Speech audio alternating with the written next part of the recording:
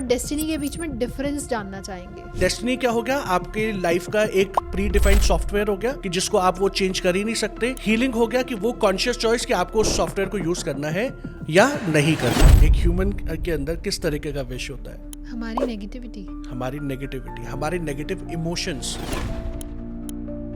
हमारे suppressed emotions, हमारे anger, हमारे रिसेंटमेंट, जेलेसी, हेट्रेड, हमारे बॉडी पेन्स, ये जो सप्रेस्ड चीजें जो है ना वो सारी के सारी। तो सर जब हम कोई हीलिंग लेता है तो उसके रिजल्ट्स हमें इमिडिएटली देखने को मिलते हैं या फिर जो हमारे पास भी जो आते हैं ना वो भी यही कहते हैं कि सर कि रिजल्ट कब तक आएगा, मैं को कब तक वो दिखाई देंगे मेरी लाइफ में चेंजेस। जैसा हमने पहले भी बात किया था कि लोगों को लगता है बस यहाँ से मैं बाहर गया रूम और से बाहर और लाइफ बिल्कुल ऐसे चेंज, वो बिल्कुल चेंज हो जाएगा, राइट? तो देखो,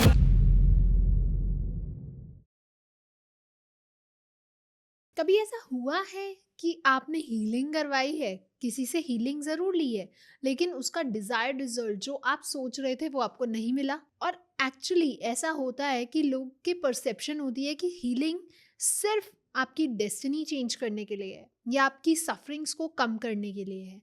तो आज हम इन्हीं सब पे बात करेंगे और डिटेल में जानेंगे कि एक्चुअली हीलिंग का पर्पस क्या है, मेन एम क्या है और वो किस किस एरियाज को टारगेट करती है। क्या सिर्फ सफरिंग्स कम करती है या फिर हमारी डेस्टिनी चेंज करने में भी हमारी हेल्प करती है? आज इन्हीं सब पे हम बात करेंगे और जो इन सब टॉपिक्स पे हमें गाइड करने वाले हैं हमारे बहुत स्पेशल गेस्ट हेमंत जी हैं, जो कि एक हीलर हैं, काफ़ी सारी हीलिंग मोडालिटीज़ में काम करते हैं, काफ़ी लोगों की लाइफ में उनकी प्रॉब्लम्स को सॉल्व करने में उन्हें गाइड किया है, हेल्प किया है और क्रिएटर भी हैं भगवान महामृत्युंजय हीलिंग के। तो चलिए सर से ही जानते हैं कि हीलिंग का कंसेप्ट क्या है और क्यों हम लोग सोचते हैं कि सिर्फ इससे हमारी डेस्टिनी चेंज हो सकती है। वेलकम सर, कैसे हैं आप? Good morning. बिल्कुल ठीक, आप बताइए ज्योति, कैसे हैं आप? बिल्कुल बढ़िया सर, गुड मॉर्निंग। तो सर हम काफ़ी सारे टॉपिक्स के बारे में बात कर चुके हैं, इवन उसमें हीलिंग के बारे में बहुत सारी बातें कर चुके हैं। तो आज हम प्रॉपर हीलिंग के ऊपर ही और डिटेल में जानेंगे कि हीलिंग कैसे हमारी डेस्टिनी को चेंज करती है क्या या फिर हमारी सफरिंग्स को कम करती है। तो पहले हम हीलिंग और डेस्टिनी के बीच में डिफरेंस जानना चाहेंगे। ओके, सो बेसिकली जो डेस्टिनी जो होती है ये आप ऑलरेडी लिखवा के आप आए हो, करेक्ट? तो जब आपका हुआ था, आप एक सर्टन प्लानिटरी सिचुएशन पे आप पैदा हुए, एक सर्टन टाइम पर एक सर्टन प्लेस पे हुए एंड उसके बेसिस पे आपकी होरोस्कोप रेडी होती है एंड वहाँ पे आपके जो भी एस्ट्रोलॉजर है वो आपको बताते हैं कि आपके आने वाली जो लाइफ टाइम जो है वो किस तरीके से रहेगी। बिल्कुल सही। अगर हम लोग इसको थोड़ा सा डिफरेंट तरीके से ले, जब हम लोग अगर इसको आकाशिक रिकॉर्ड्स के हिसाब से अगर हम लोग बात करें, तो होता क्या है कि जब भी कोई भी सोल जब इस अर्थ पे आती है, इस प्लैनेट पे जब वो आती है, तो वो अपना एक ब्लूप्रिंट लेके आती है। और वो ब्लूप्रिंट क्या होता है कि उसके अंदर ये लिखा हुआ होता है कि इस लाइफ टाइम में आपने क्या क्या चीज़ें करनी है, आप किन तरीके के लोगों से मिलोगे, कौन से आपको लेसन्स लर्न करने हैं, करेक्ट? लेकिन होता क्या है कि हम लोगों ने बहुत सारे सालों से, बहुत हजारों सालों से हमारी सोल की एग्जिस्टेंस है एंड उन हजारों सालों में एटलीस्ट हम लोगों ने 100 200 300 बार तो ऐसा हुआ होगा कि हम लोगों ने एज अ ह्यूमन बीइंग हम लोगों ने बर्थ लिया होगा। एंड उन बर्थ में भी हम लोगों ने डिफरेंट डिफरेंट कर्मास किए, डिफरेंट डिफरेंट रिलेशनशिप्स हम लोगों ने बनाए। तो क्या ये प्रैक्टिकली पॉसिबल है कि एक ही लाइफ टाइम में हम लोग सब कुछ एक्सपीरियंस कर लें? राइट, वो हो ही नहीं सकता। तो जो ब्लूप्रिंट होता है वो क्या करता है कि हमारी सोल जो है वो ये चूज करती है कि इस लाइफ टाइम में मुझे क्या चीज़ें करनी है एंड जो चीज़ हम लोग डिसाइड करके आते हैं वो चीज़ हमारी डेस्टिनी हो जाती है। इट मीन्स कि ये कुछ इवेंट्स ऐसे हैं कि जो तो मुझे एक्सपीरियंस करने ही करने हैं, वो मेरे कर्म बन जाते हैं। ओके, अब बहुत सारे केसेस में देखा है कि डेस्टिनी को कंप्लीटली चेंज करना जो होता है वो पॉसिबल नहीं होता। अब हीलिंग्स की अगर हम लोग बात करें तो हीलिंग क्या होता है कि healing is a conscious choice, जहाँ पे आप अपनी कॉन्शियसनेस, अपनी अवेयरनेस को यूज़ करके आप ये डिसाइड करते हो कि यार कि मेरी लाइफ में जो सफरिंग्स जो चल रही हैं, जो प्रॉब्लम्स मेरे को मेरी लाइफ में जो चल रही है, मेरे को उन सफरिंग्स को रिलीज़ करना है या नहीं करना।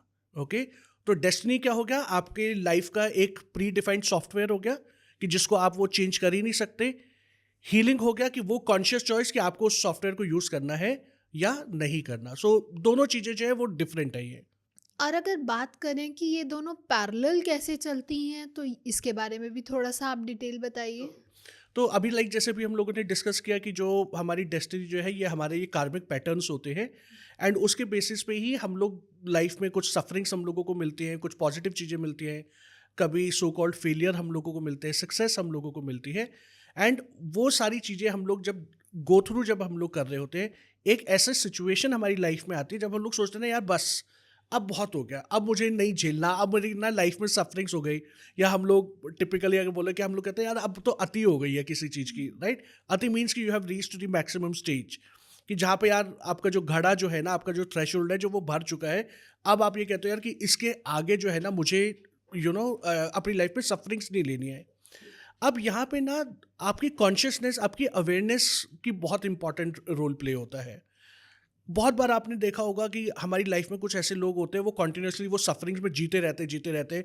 और अगर उनको कुछ बोलो ना कि करने के लिए, अगर आप उनको कोई रेमेडी अगर बोल दो या अपने अंदर कुछ चेंज करने के लिए बोल दो, तो वो कभी भी नहीं करेंगे। वो कहेंगे यार कुछ नहीं होता है, जो किस्मत में लिखा है वो तो होना ही है, राइट? और लेकिन कुछ लोग ऐसे होते हैं कि अगर आप जो ये सोचते हैं कि नहीं यार कि मेरे को लाइफ में चेंज करनी है चीज़ें, राइट? तो वो क्या करते हैं, वो एफर्ट्स डालना शुरू करते हैं, वो अपने ऊपर काम करते हैं, हीलिंग्स वो लेते हैं, कुछ एस्ट्रोलॉजिकल रेमेडीज वो लेते हैं। तो उसकी वजह से क्या होता है कि जो चीज़ें जो है ना, जो हीलिंग्स जो होती है वो आपकी उन ब्लॉकेजेस को रिलीज करना शुरू कर देती है।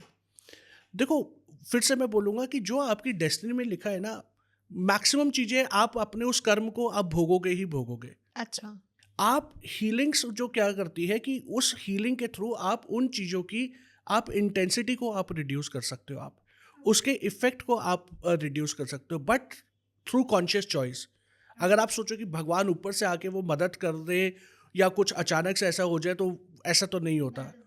करेक्ट? अगर आप अपनी लाइफ में मिराकल्स भी अगर आप चाहते हो तो आपको एक इंटेंशन तो डालनी होती है ना, लेकिन एटलीस्ट आपको कुछ तो करना पड़ेगा। अगर हम सोचे कि बिना कुछ ही, अगर बिना कुछ किए ही मेरे को सब कुछ मिल जाए, तो वो चीज़ें जो है ना वो पॉसिबल नहीं होती हैं, राइट?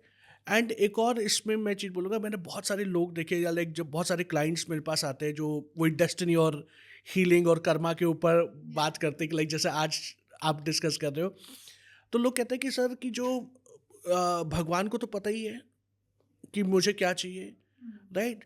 तो ये तो मेरे कर्म ही है, मेरे को तो ये चीज़ गो थ्रू करना ही है, तो मैं हीलिंग क्यों करवाऊँ? या मैं किसी एस्ट्रोलॉजर के पास क्यों जाऊँ? या मैं किसी रेमेडीज़ में मैं क्यों करूँ? तो मैं उनसे सिर्फ एक ही क्वेश्चन मैं हमेशा पूछता हूँ, एग्रीड, कि जो आपकी किस्मत में लिखा है, भगवान को पता है कि आपको क्या देना है, जो आपकी किस्मत में लिखा है वो आपको मिलेगा। तो अगर आज भगवान आपको दुःख दे रहा है, भगवान ने अगर आपकी जॉब छीन ली, आपकी लाइफ में एक ऐसी सिचुएशन आ गई कि जहाँ पे आपको रोटी खाने के लिए भी अगर वो पैसे नहीं है, तो फिर आप कृप मत करो। क्योंकि वहाँ पे भी आप अपना वो यही बिलीफ मान के चलो कि यार कि ये मेरी किस्मत है ना, कि भाई कि मेरे को ऐसी बीवी मिली, मेरे को ऐसा हस्बैंड मिला, मेरे को ऐसी सास मिली, या मेरे को ऐसा बॉस मिला जिसने मेरे ऑफिस में मेरी सफरिंग्स हो रही है, मेरे को वो जॉब नहीं करने दे रहा, या मेरे पास पैसे नहीं है, मेरे फेलियर मेरे को हो रहा है। तो फिर इन सारी चीज़ों में फिर आपको कंप्लेंट नहीं करनी फिर आपको। करेक्ट? क्यों? क्योंकि वो तो आप ही चूज़ करके आए हो ना, आप कह रहे हो कि भाई ये मेरी किस्मत है, तो ये किस्मत कौन लेके आया है? ये आप ही लेके आए हो। किसने लिए किस्मत लिखी? ये आपने ही किस्मत लिखी। कैसे आपने किस्मत लिखी? By certain karmas, right? तो जब सब कुछ ही आपने किया है, देन स्टॉप क्रिपिंग। ओके। अगर आप ये नहीं कर सकते, then choose for doing your healings और टेकिंग द हीलिंग्स। करेक्ट? तो यहाँ पे ना लोग वो होता है कि जब तक हमारी कोई चीज़ हमारे कंफर्ट लेवल में होती है ना, तब तक तो हम लोग उसको कहते हैं कि नहीं नहीं ये ऐसा है। वो कहते हैं ना, दूसरे की थाली में पड़ा हुआ लड्डू हमेशा बड़ा नजर आता है। बिल्कुल तो सही। यहाँ पे वो वाली चीज़ हो जाती है कि जब तक तो सफरिंग्स आपके ऊपर नहीं आ रही, तब तक तो लगता है अरे यार ये सारी चीज़ें बकवास है, कुछ नहीं होता। हम लोग बहुत सारी चीज़ें सुनते हैं, इनफैक्ट फैमिलीज में भी हमारे ही होता है कि पता नहीं यार तुम क्या चीज़ें कर रहे हो। लेकिन at the end of the day जब उनके ऊपर जब वो प्रॉब्लम्स आती है, तो वो धीरे धीरे करके लोग ये मानना शुरू करते हैं। तो ये डेस्टिनी और हीलिंग जो है ये हमेशा पैरेलली ही चलती है, क्योंकि आप जो पाथ लेके आए हो उसको आप धीरे धीरे धीरे करके आप हील करते रहोगे, तो आप स्लोली एंड स्टडीली आप अपनी लाइफ के उस हाईवे पे पहुंच जाओगे जहाँ पे आपको ट्रैफिक ही नहीं मिलेगा, और आप वन गो में जो है 120 की स्पीड से आप दिल्ली से मुंबई पहुंच जाओगे 10 घंटे के अंदर। अच्छा।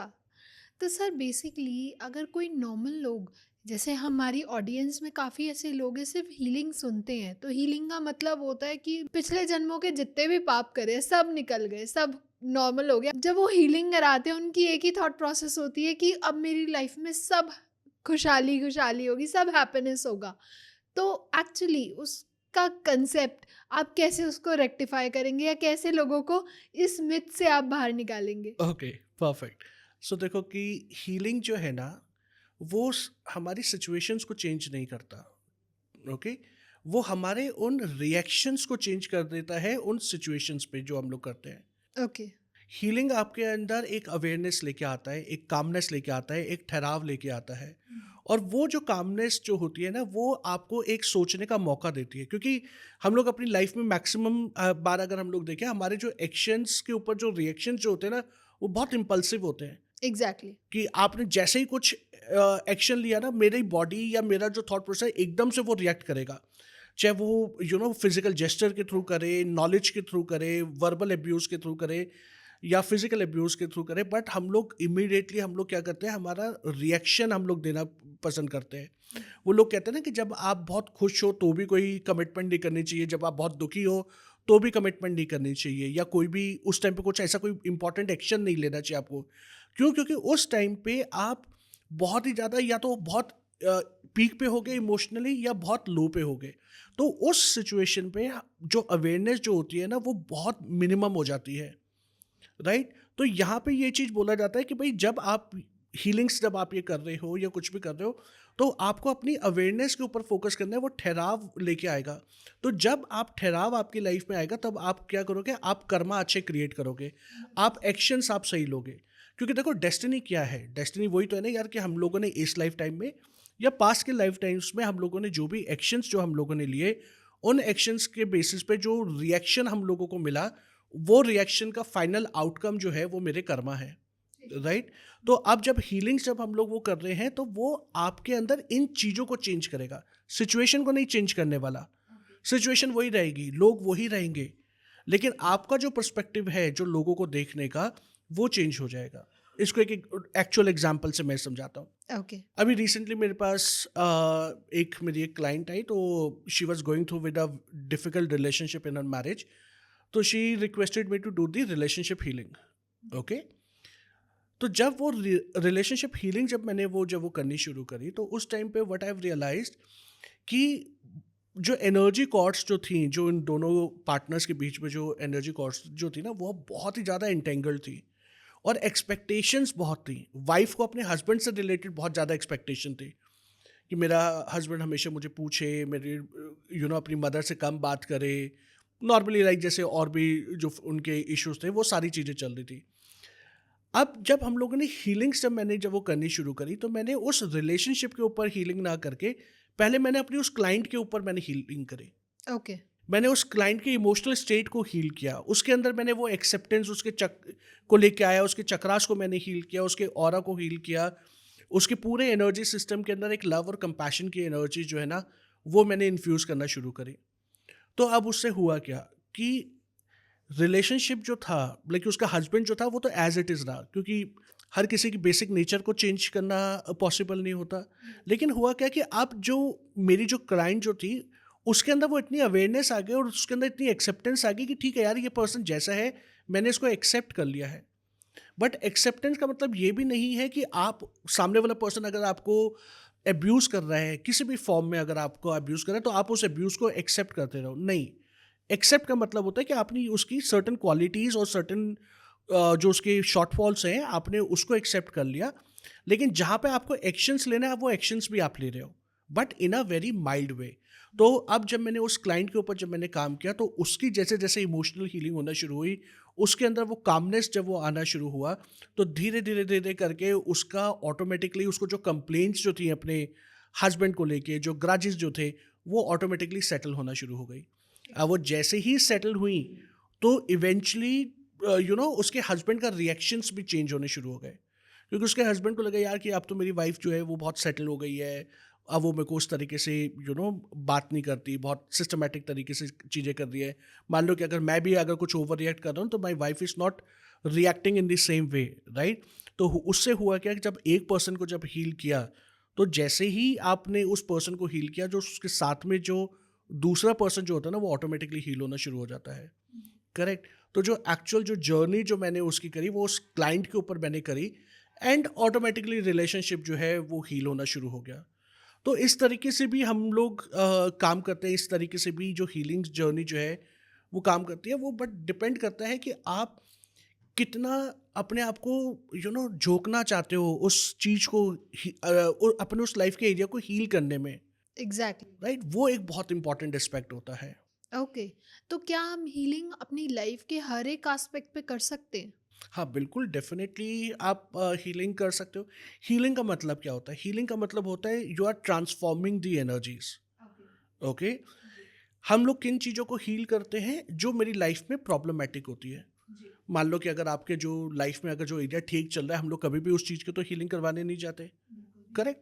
मान लो कि गाड़ी आपकी अगर पंचर हुआ है, तो सिर्फ़ आप पंचर ही तो ठीक करवाओगे ना?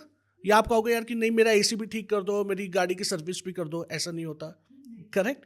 तो सेम वे कि जब ये हीलिंग जो होती है, ये हीलिंग भी हम लोग हर किसी एरिया की हम लोग कर सकते हैं। बट इस मोमेंट पे आपकी कॉन्शियसनेस क्या चीज़ चाहती है, आपको उस चीज़ को सुनना होता है। मैं मेरी एक जो हमारी और जो ऑर्गेनाइजेशन जो है, पहले रेकी पैराडाइज के नाम से थी, now I change it to Naad Veda. तो उसका जो मैंने जो टैग लाइन जो मैंने रखी हुई है वो है, listen to your intuition, it will tell you everything you need to know. तो जब आपको हीलिंग्स अगर आपको चाहिए, लोग क्योंकि यही कंफ्यूज हो जाते हैं कि मैं हीलिंग किस एरिया में लूँ, मेरी लाइफ में तो सब कुछ ही खराब चल रहा है। बिल्कुल सही। राइट। सबके सबके क्वेश्चन यही होते हैं, लाइफ तो सारी बिल्कुल 360 डिग्री ऐसी गोलमोल हो रखी है, करेक्ट। कहाँ से शुरू करें? कहाँ से? तो उस टाइम पे आपको अपनी बॉडी से पूछना है, अपनी उस कॉन्शियसनेस पे से आपको पूछना है कि मुझे इस मोमेंट पे मेरी लाइफ का ऐसा सबसे बड़ा एरिया कौन सा है जो मुझे ठीक करना है। और जो भी आपको फर्स्ट आंसर आए, that is the correct answer for you. वहां पे ना आपने फिर लॉजिकल माइंड नहीं लगाना। अब मान लो कि हो सकता है कि आपने लाइफ में, एक एग्जांपल लेके चलते हैं, लेट्स से कि आपकी लाइफ में 3-4 एरियाज में कुछ इश्यूज आपके वो चल रहे हैं। एंड हो सकता है कि इस मोमेंट पे आपके लिए जो सबसे इम्पॉर्टेंट एरिया जो है ना वो फिनेंशियल्स है। ओके? अब आपने आंखें बंद करी, आपने पूछा यार कि इस मोमेंट पे मुझे सबसे ज़्यादा हीलिंग किस चीज़ पे चाहिए। अब मान लो कि वो आया आपके रिलेशनशिप के ऊपर। अब आप कहोगे यार रिलेशनशिप, यहाँ पे तो मेरे को यार जॉब में मेरे को प्रॉब्लम हो रही है, तो पहले तो मेरे को जॉब का करना चाहिए, उसके बाद ही मैं रिलेशनशिप पे करूँगी। तो वहाँ पे आपने जैसे ही कॉन्शियस माइंड जब आपने लगाया, लॉजिकल माइंड जब आपने जब लगाया ना, तो आपका जो रियल हीलिंग जो होनी थी वो वहीं पर ही स्टॉप हो जाएगी। क्योंकि आपके इनर सेल्फ को पता है, आपकी बॉडी को पता है कि इस टाइम पे आपको क्या चीज़ चाहिए। तो अगर आप इमोशनली फिट हो, आप घर में भी खुश हो, सारी चीज़ें ठीक है, तो उससे होगा क्या कि आपका ऑरा पॉजिटिव रहेगा, आपके चक्रास जो हैं वो अलाइंड रहेंगे। तो जब आपका ऑरा और आपके चक्रा जब वो अलाइंड रहेंगे, तो वो इवेंचुअली आपकी प्रोफेशनल लाइफ में भी हेल्प करेगा। You will get the more positive people and the positive situation in your life. You will get the better opportunities in your life. And आपका ऑरा अगर कोई स्ट्रांग है, तो अगर आपके साथ में अगर ऑफिस में कोई पॉलिटिक्स कर रहा है या कोई बैक स्टैबिंग करने की कोशिश कर रहा है, तो वो कर ही नहीं पाएगा। राइट? तो आपकी उस बॉडी को आपको सुनना है, अपनी उस जो इनर सेल्फ ने जो आपको जो जवाब दिया है, उसके ऊपर आप जब फोकस करके जब आप ढूंढोगे ना, तो आपको हमेशा करेक्ट आंसर मिलेंगे। And then based on that you can decide कि यार कि मुझे किस चीज़ के ऊपर हीलिंग करनी है। ओके, आपने मेरा जवाब खुद ही दे दिया। तो सर, जैसे अभी हमने बात करी कि हम एरिया अपना चूज़ कर सकते हैं कि हमें हीलिंग करनी कहाँ से है, कौन से एरिया को हमें चूज़ करना है। तो सर, क्या ऐसा ज़रूरी है कि हमें सिर्फ एक एरिया एट अ टाइम ही हील कराना चाहिए, या हम मल्टीपल एरियाज़ को हील कर सकते हैं?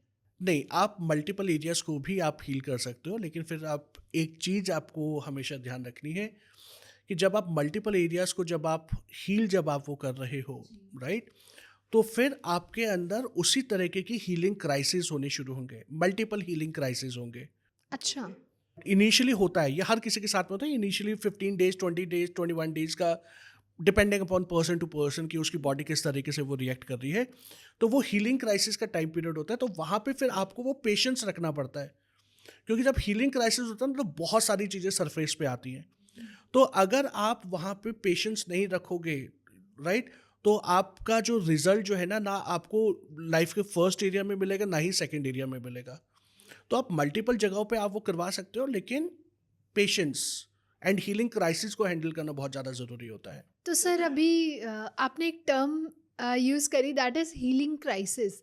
तो थोड़ा-सा उसके बारे में डिटेल आप हमें बताइए कि एक्चुअली होता क्या है ये? Okay, perfect. इसको एक और एग्ज़ाम्पल से समझते बिल्कुल। हैं। सागर मंथन सुना है कि सागर मंथन हुआ था, जी। करेक्ट? तो जब सागर मंथन जब हुआ था तो सबसे पहले क्या निकला था? एक विष निकला था, राइट? और फिर वो विष को लेके जो देवता जो हैं वो इधर-उधर भटक रहे थे, कौन पिएगा, राइट?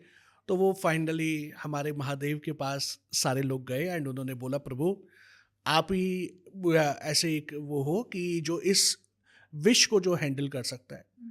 तो महादेव ने उस विष को पिया और वो उनके कंठ में आके बैठ गया, तभी उनका नाम नीलकंठ महादेव अ, तब से पड़ा।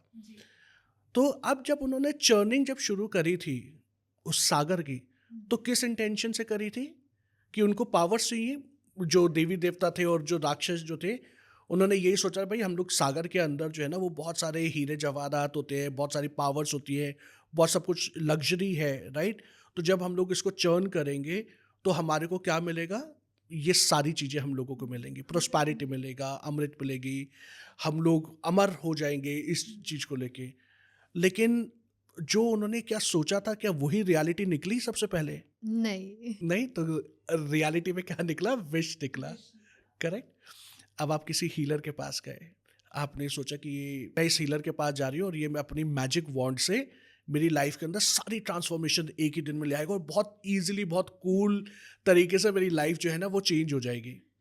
मेरे रिलेशनशिप भी ठीक हो जाएंगे, मेरी हेल्थ भी ठीक हो जाएगी, पैसा भी ठीक हो जाएगा, सब कुछ मक्खन हो जाएगा एक बारे में। एग्ज़ैक्टली, लोगों की सबसे ज़्यादा थॉट प्रोसेस यही होता है कि भई मैं हीलर के पास से निकलूँगी एंड मेरी लाइफ़ में बिल्कुल ऐसे करके मैजिक हो जाएगा। Correct, right? तो बट अगेन जो आप सोच के आ रहे हो क्या वो रियलिटी होगी?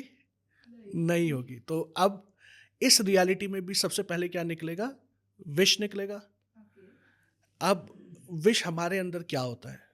एक ह्यूमन के अंदर किस तरीके का विश होता है? हमारी नेगेटिविटी। हमारी नेगेटिविटी, हमारे नेगेटिव इमोशंस, हमारे सप्रेस्ड इमोशंस, हमारे एंगर, हमारे रिसेंटमेंट, जेलेसी, हेट्रेड, हमारे बॉडी पेन्स, ये जो सप्रेस्ड चीज़ें जो है ना वो सारी की सारी बाहर आएँगी। अच्छा। और वो जो हीलिंग क्राइसिस का जो टाइम पीरियड जो होता है ना, that is the most difficult time period.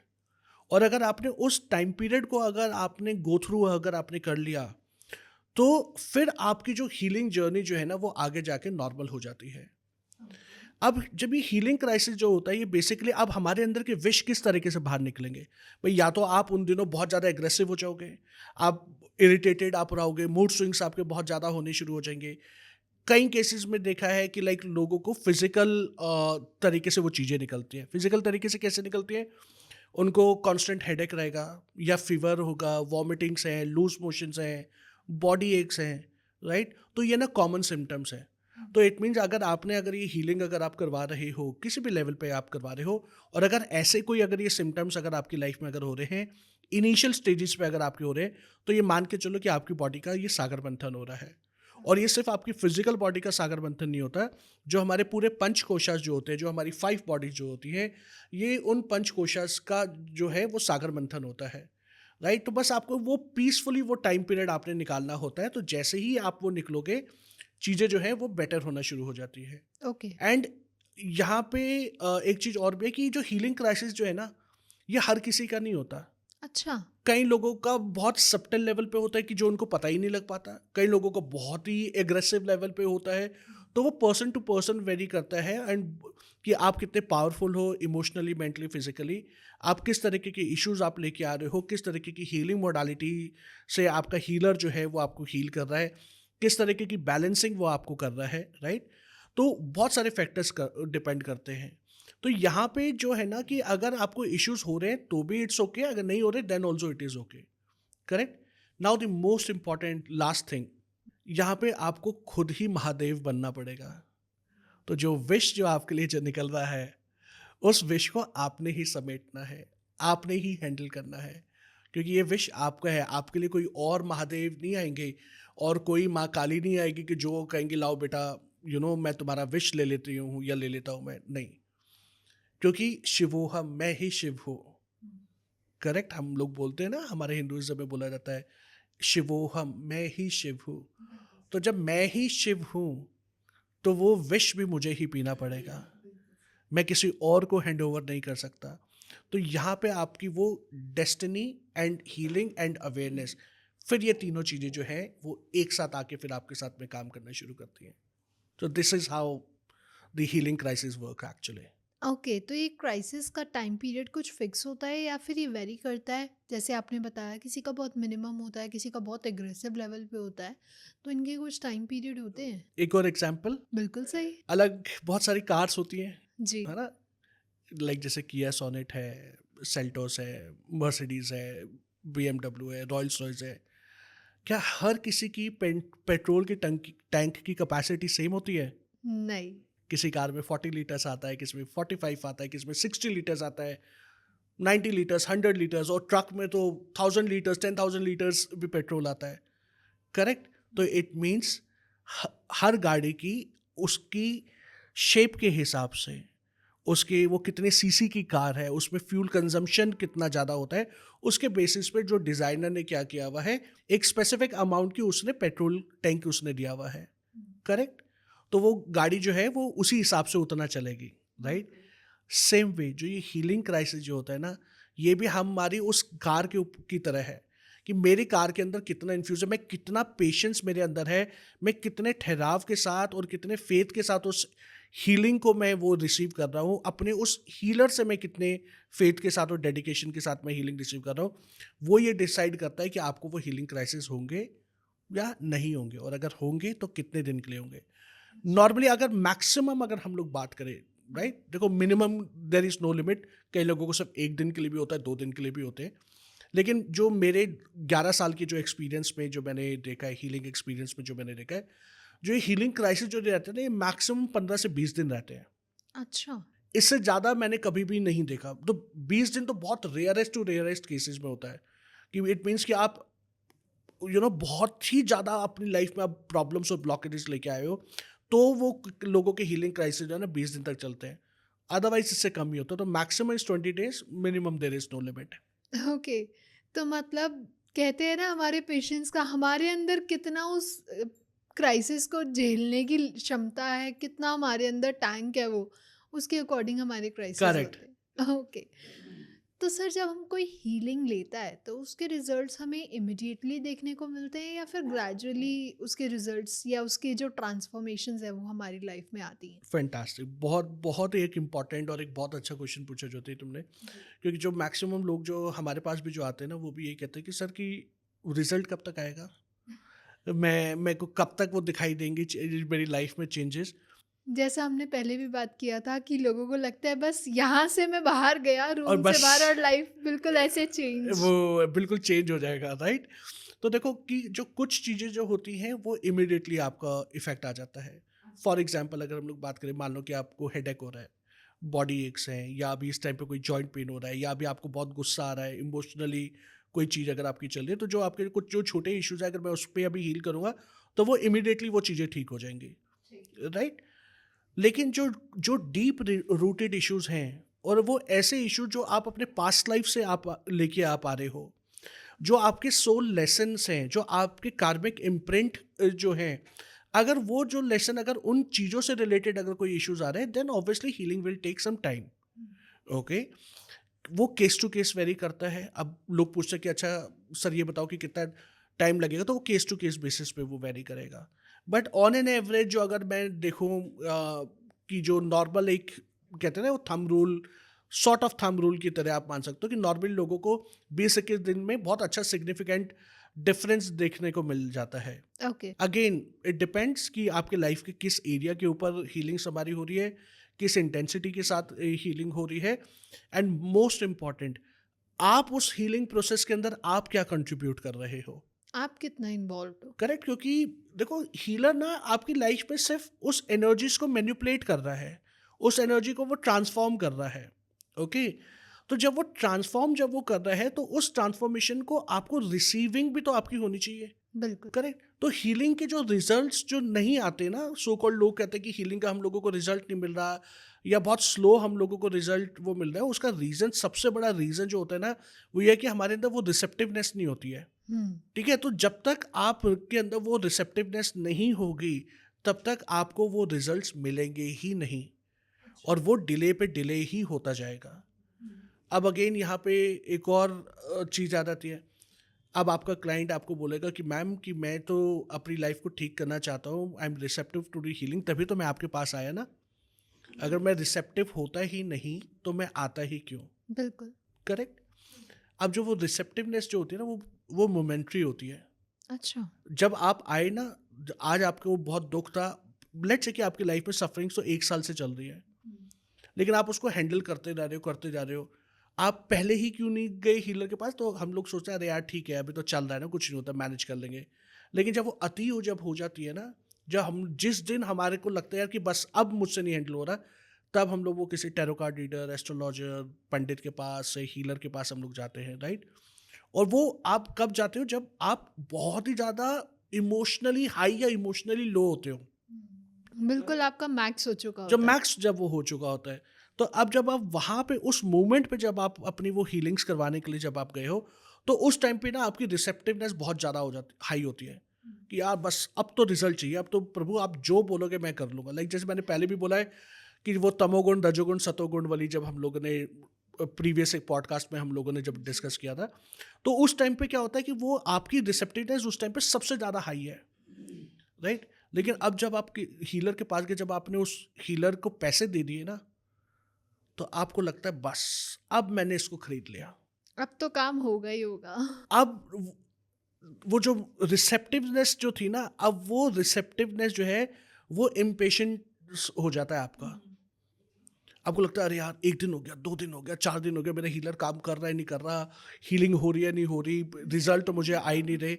तो वो रिसेप्टिवनेस जो आप पहले 200% जब आप वो लेके गए थे, जब आपने पैसे दे दिए ना, तो उसके बाद वो धीरे धीरे धीरे धीरे धीरे धीरे करके वो रिसेप्टिवनेस कम होना शुरू हो जाता है। क्यों? क्योंकि तब doubt, impatience, anger, lack of faith, ये सारी चीज़ें जो हैं वो ओवर पावर करना शुरू कर देती हैं।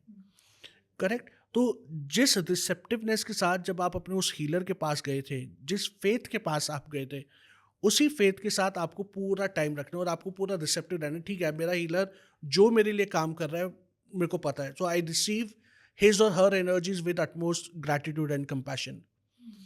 See, as a patient, as a client, you really need to understand that you need to be very, very, very grateful and compassionate towards your healers, exact. because your healer is your medium, right? Your doctor is your medium. Exactly, he can heal you, he can guide you to be a better person, but वो कोई magician नहीं है। Correct. And सबसे बड़ी काम तो आपको ही करना है। अगेन जैसे मैंने पहले बोला ना, महादेव आप ही हो अपनी जिंदगी के, विष आपने ही पीना है। हम तो सिर्फ आपको ये बता सकते हैं कि उस विष को सस्टेन कैसे करके रखना है, कि वो विष आपके गले में भी रहे, और वो विष जो है अब वो आपके लिए ड्रॉबैक ना हो, वो आपकी लाइफ में प्रॉब्लम ना करे, वो आपको एक नई पर्सनालिटी दे दे। पहले वो सिर्फ भगवान शिव का एक रूप था। जब भगवान ने जब यहाँ पे विष लिया, जब उनकी नेक जब वो ब्लू हो गई, तो वो नीलकंठ हो गए, राइट? तो इट मीन्स वो उस विष ने उनकी ग्रेस को और ज़्यादा बढ़ा दिया। करेक्ट। सेम वे कि जो हमारे अंदर की जो चीज़ें जो चल रही हैं, हीलिंग क्या करेगा कि वो आपकी जो ड्रॉबैक्स हैं उन्हीं को ही आपकी क्वालिटीज़ में कन्वर्ट कर देगा, राइट? तो वहाँ पे आपको ये थोड़ा सा पेशेंस और अवेयरनेस रखनी होती है। एंड जब आप ये सारी चीज़ें आप करोगे तो डेफिनेटली रिजल्ट्स आएंगे ज़रूर, 100% रिजल्ट्स आपको ज़रूर मिलते हैं। ओके। तो सर, कोई एक ऐसा एक्सपीरियंस जहाँ आपने हीलिंग किसी क्लाइंट पे करी और उसके ऐसे मूड स्विंग्स और काफ़ी ऐसी अलग अलग हाई एनर्जी जो कंसेप्ट जिसे कह लीजिए, जो एक ऐसा एक्सपीरियंस जो आपको हमेशा याद रहा हो? ओके, ये जब मैं इनिशियल डेज में जब मैंने हीलिंग्स करनी जब मैंने शुरू करी थी ना, ये तब का मैं आपको बता रहा हूँ, ऑलमोस्ट लाइक 9-10 ईयर्स पहले की बात कर रहा हूँ। अच्छा। तब as a healer I was also a very fresher, right? क्योंकि जस्ट जर्नी स्टार्ट करी करी थी। तब शायद हमें भी इतने सारे ये कंसेप्ट नहीं पता थे कि यार कि हीलिंग क्राइसिस इतना लंबा चल सकता है, या हीलिंग क्राइसिस में क्या होगा, या आपके क्लाइंट को आपको कैसे हैंडल करना है। बिल्कुल सही। क्योंकि देखो, क्लाइंट वनरेबल होगा ही होगा, क्योंकि उसकी लाइफ में तो दुख चल रहे हैं ना, उसकी लाइफ में तो ऑलरेडी सफरिंग्स हैं। वो हमारे पास किस इंटेंशन से है कि यार की लाइफ ना शायद इस बंदे के पास जाके ठीक हो जाएगी।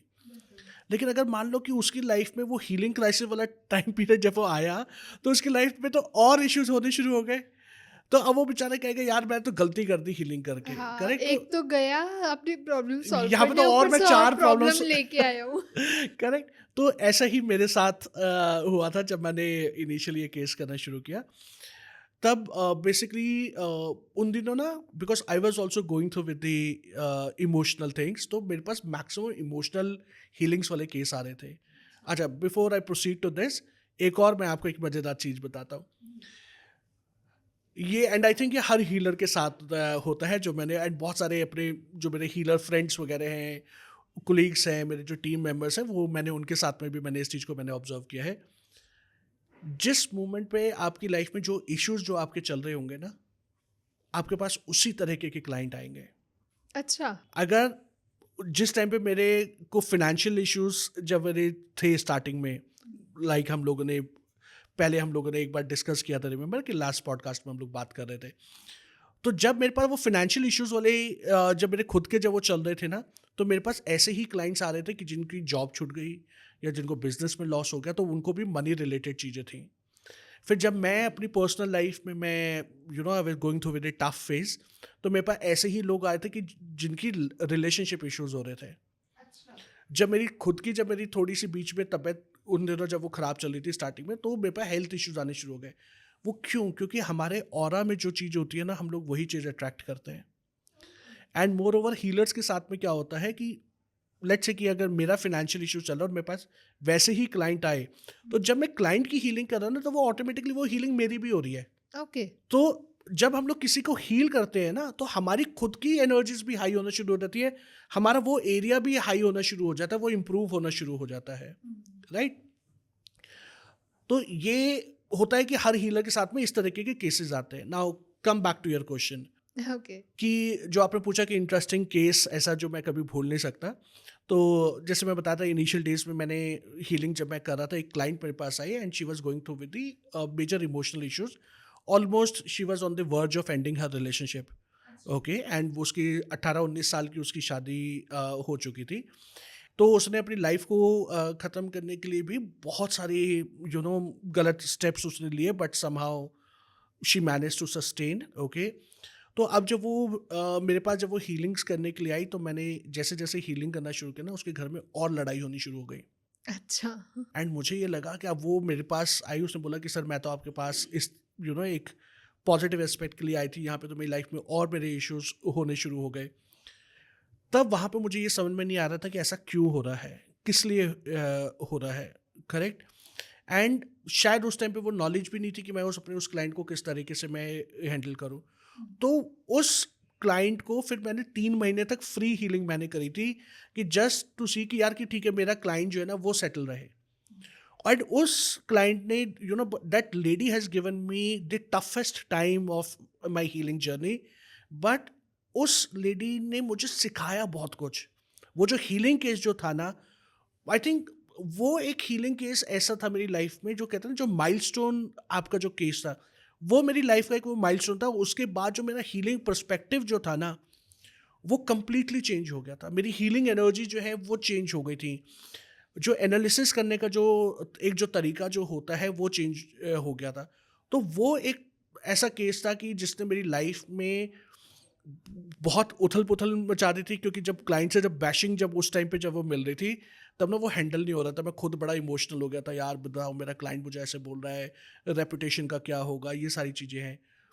ये हर हीलर के साथ स्टार्टिंग में होता है, राइट? क्योंकि हमें पता नहीं होता है इनिशियल डेज़ में।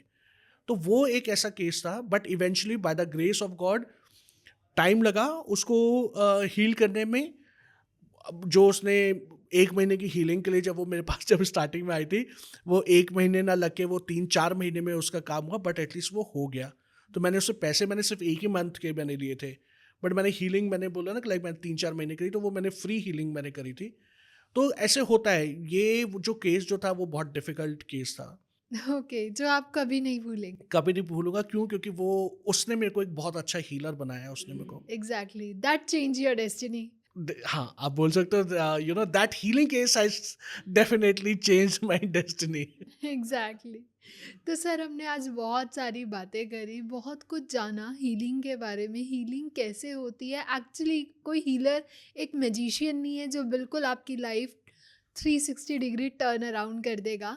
बट हाँ, थोड़ा टफ टाइम उस टाइम पे ज़रूर आएगा, लेकिन कहीं ना कहीं अगर हम पेशेंस रखें, हम उस चीज़ को पॉजिटिव और ध्यान दें, तो कहीं ना कहीं हमारी लाइफ और बेटर हो सकती है। डेफिनेटली बिल्कुल हो सकती है। एंड मैं फिर से एक चीज़ ये ज़रूर बोलूँगा कि जो हीलिंग जो है ना, ये आपकी इनर ट्रांसफॉर्मेशन है, एग्जैक्टली। ये आपकी कॉन्शियस चॉइस है। तो जब आपने कोई भी चॉइस कॉन्शियसली जब आपने ली है ना, फिर आप क्रिप मत करो, फिर आप उसको एक्सेप्ट करो। कोई बात नहीं, थोड़ा सा टाइम लगेगा, उसके बाद तो चीज़ें सेटल हो ही जाएंगी।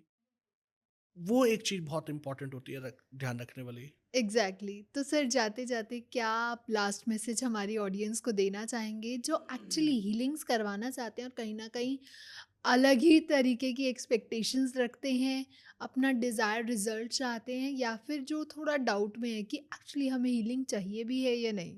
परफेक्ट। तो जो कि जाते जाते मैं एक चीज़ मैं ये ज़रूर बोलूँगा कि एक दो कॉमन चीज़ें मैं बताता हूँ कि जो आप अगर आप हीलिंग्स अगर आप किसी भी लाइफ के किसी भी एरिया से रिलेटेड अगर आप करवा रहे हो, अगर आप चाहते हो कि वो हीलिंग का रिजल्ट आपके लिए बहुत ज़्यादा एक फास्टर तरीके से और बहुत इम्पैक्टफुल तरीके से आए, हर हीलिंग के साथ में हर एक क्लाइंट को दो चीज़ें ज़रूर करनी चाहिए। One is forgiveness, second is gratitude. Specially उस पर्सन से रिलेटेड जिस पर्सन से रिलेटेड आप अपनी हीलिंग करवा रहे हो। मान लो तो अगर आप रिलेशनशिप हीलिंग करवा रहे हो, फॉर एग्जांपल कोई पर्सन है, वो हस्बैंड है, वो अपनी वाइफ से रिलेटेड अपनी हीलिंग कर रहा है, सो उसको ये एक्सरसाइज बोलो कि डेली तूने 5 पॉइंट लिखने हैं अपनी वाइफ से फॉरगिवनेस के, एंड डेली 5 पॉइंट लिखने हैं अपनी वाइफ से रिलेटेड ही ग्रैटिट्यूड के लिए, राइट। और इन जनरल भी आप आप ग्रैटिट्यूड पॉइंट और फॉरगिवनेस पॉइंट जो है वो आप लिखवा सकते हो। मनी के लिए आप ग्रैटिट्यूड पॉइंट लिखो डेली कि भाई कि I am grateful to the money because because of that कि I have ordered pizza from the Domino's. और अब आप कहोगे ठीक है सर, ग्रेटफुलनेस तो समझ में आ गया, मनी रिलेटेड हो गया, बट फॉरगिवनेस क्या हो गया? फॉरगिवनेस ये हो गया कि अगर आप किसी को दान भी अगर आप दे रहे हो, मैंने बहुत बार देखा है कि मंदिर के बाहर जो गरीब लोग जब बैठे होते हैं, तो कई लोग जब उनको दान देते हैं ना, वो पैसे ऐसे फेंक के दे देते हैं। वो आपकी मनी की डिसरिस्पेक्ट है। तो वो आप लक्ष्मी को फेंक के दे रहे हो, और आप क्या दिखा रहे हो उसको कि उस गरीब को कि आप बहुत बड़े इंसान हो आप, राइट। अगर आपका बॉस अगर आपको सैलरी ऐसे फेंक के दे, क्या आप एक्सेप्ट करोगे? नहीं करोगे। आप बोलोगे ना सर तमीज से दो। वो अमिताभ बच्चन वाला डायलॉग, मैं आज भी फेंके हुए पैसे उठाता नहीं हूँ, राइट। तो ये यहीं से ही वो चीज़ जो है ना, वो आपको एक चीज़ समझनी है कि मनी को भी अगर आप हैंडल कर रहे हो तो ग्रेसफुली हैंडल करो। अगर आपने कभी ऐसा कुछ मिसयूज़ किया है, या अगर आपको ऐसे इंसिडेंसेस याद आ रहे हैं कि जहाँ पे मैंने सही तरीके से नहीं किया, then do the forgiveness towards the money. तो हीलिंग अगर आपको करवा रहे हो या करने का सोच रहे हो, तो पहली चीज़ that you should do daily forgiveness and gratitude. दूसरा, ये हमेशा याद रखना है कि जो हीलिंग जो है, ये आपकी इनर जर्नी है। तो जब ये आपकी इनर जर्नी जब आपकी है, तो आपको उतना पेशेंस, आपको वो फेथ रखना ही पड़ेगा। बिल्कुल सही। और अगर आप अपने ऊपर काम करने के लिए तैयार हो, तभी आप अपनी हीलिंग्स करवाओ। अदरवाइज जो चल रहा है लाइफ में, जैसे चल रहा है चलने दो। लेकिन जिस दिन आपको लगे कि नहीं यार, कि अब मुझे अपने आप को इम्प्रूव करना है, मुझे अब अपनी लाइफ में एक अच्छे इंसान की तरह एक सेटल होना है, तो ही हीलिंग करवाने के लिए आप आइए। अदरवाइज तो जो किस्मत में लिखा है वो तो फिर मिल ही जाना है। बिल्कुल सर। अब वो मिलेगा तो सही, अब वो आपको ये डिपेंड करता है कि आपने वो पत्तल में लेना है, डिस्पोजेबल प्लेट में लेना है, या सोने की थाली में आपको उस चीज़ को रिसीव करना है।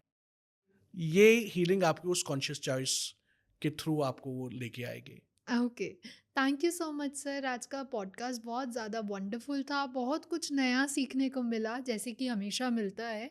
एंड ऐसे ही हम चाहेंगे कि और भी नए नए टॉपिक्स हम आपके साथ और एक्सप्लोर करें। And thank you everyone. अगर आप लोगों को पसंद आया तो do not forget to like, share, comment and subscribe the channel. And अगर आपके कोई क्वेश्चंस हैं, कोई सजेशन है, प्लीज़ हमें कमेंट सेक्शन में भी बताइए।